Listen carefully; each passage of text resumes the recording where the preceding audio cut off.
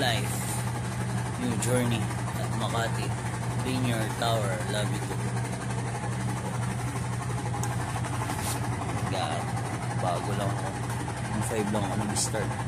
Mahal na araw pa. Kailangan ng trabaho para sa pamilya. Yun tayo.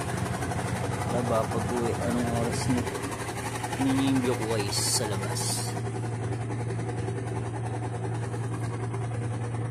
Nasa 23rd 4th floor ako.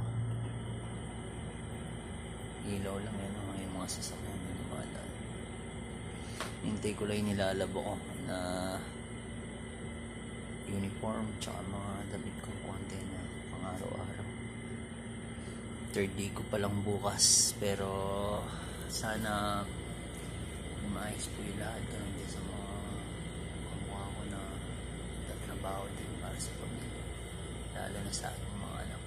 Ginagawa din invest nila sa pag-aaral nila para sa future na rin namin. So, at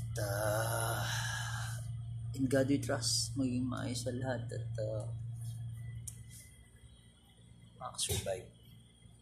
Daming ginagawa, nagre-review ng menu sa restaurant. Supervise ng mga staff. Actually ngayon, hindi mo pa ma-supervise yung mga staff kasi sarili ko muna yung kailangan kong tulungan. Anyway, tapos na yan. Nilalaba ko, kailangan isang pay para bukas.